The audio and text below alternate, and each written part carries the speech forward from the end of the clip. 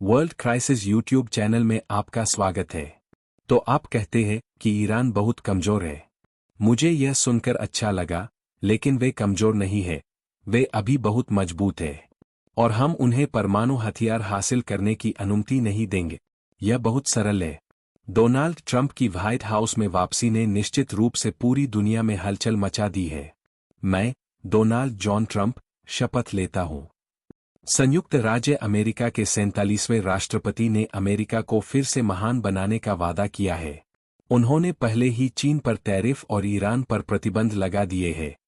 पश्चिम Asia को एक प्रमुख संदेश देते हुए ट्रंप ने इजरायली प्रधानमंत्री बेंजामिन नेतन्याहू का व्हाइट हाउस में स्वागत किया।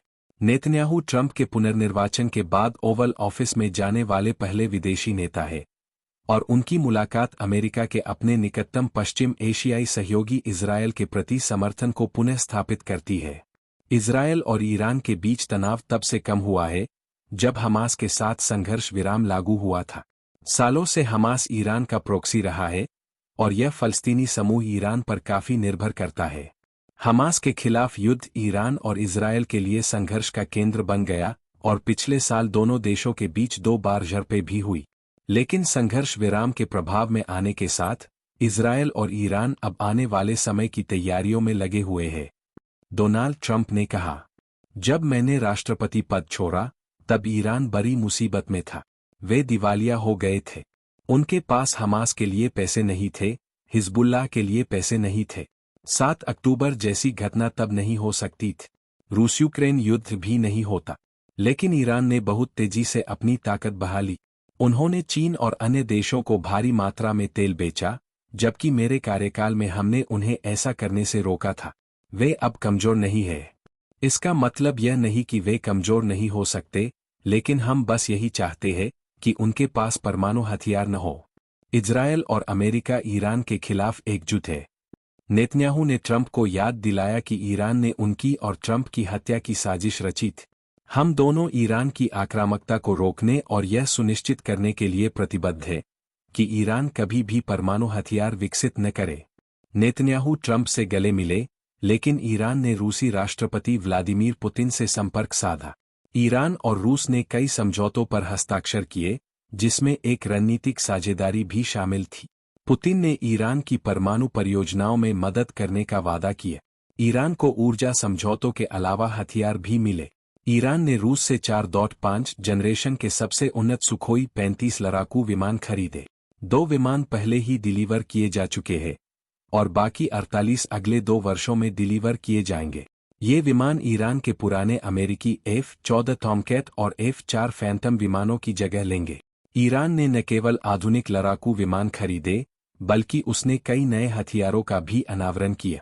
उसने गाजा में फलस्तीनी बलिदान को सम्मान देने के लिए अपने सबसे घातक ड्रोन, शहीद 149 गाजा, को पेश किया। यह एक उच्च ऊंचाई और लंबी दूरी तक चलने वाला ड्रोन है, जो 12 बम ले जा सकता है और 24 घंटे तक उड़ान भर सकता है। ईरान ने एक नई एंटीशिप क्रूज मिसाइल G380 का भी परीक्षण किया, जिसकी रेंज 1000 किलोमीटर है। साथ ही उसने अथमत नामक एक नई बैलिस्टिक मिसाइल का अनावरण किया, जिसकी रेंज 1700 किलोमीटर है और यह इजरायल को किसी भी हिस्से में मार सकती है।